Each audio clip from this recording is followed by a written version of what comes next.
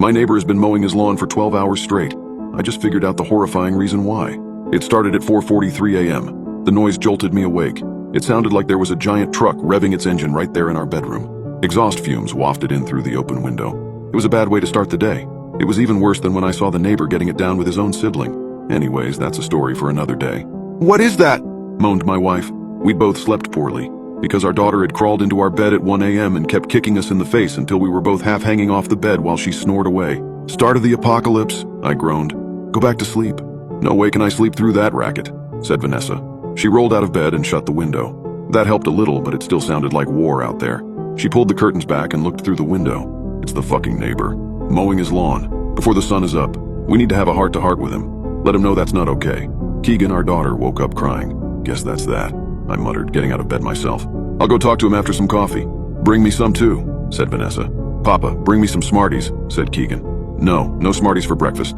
Banana or toast, but not Smarties." "Fine," huffed Keegan. "Toast, cut into shapes." I sighed. This was really the last thing I wanted to be doing at 4:45 on a Saturday morning. Making coffee and cutting toast into animal shapes instead of drooling in my sleep and dreaming of a gentler world.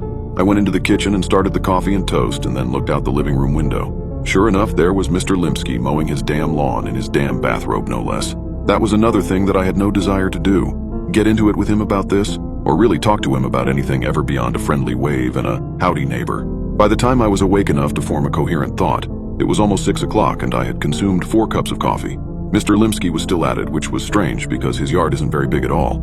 It shouldn't take more than a 40-minute mow job, but here it was, an hour and 15 minutes later, and he was still at it.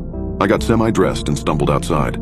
I walked across my own yard, which I noted needed mowing itself. Maybe I'll tell him that if he mows my lawn and promises to never start so early again, I'll let it go. But I knew that I wouldn't do that.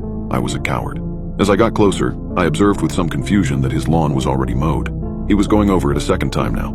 I walked up to our property line, denoted by the contrast between mowed and unmowed grass, and started waving my hands in the air, waiting for Mr. Limsky to notice me. He never did. He just stared straight ahead and kept pushing the mower. "Hey!" I shouted, but it was no good. I could barely hear myself, and so I knew that he wouldn't be able to hear me from across the lawn right behind the lawnmower. God damn it. I walked across his yard until I was right behind him. "Hey!" Nothing. I tapped on his shoulder. Nothing. He just kept pushing the lawnmower onward over the already mowed lawn. I didn't know what to do. "I'll catch him after he finishes, I guess. He's in the zone." I shrugged and was getting ready to turn back to my house when I saw a trickle of what was presumably urine run down his bare leg. Jesus. I went back to my house and opened the door. Vanessa was reading a book to Keegan. She stopped when I came in and looked up. "Well, he couldn't hear me. I'll go over there once he stops. He's got to stop sometime, right? And,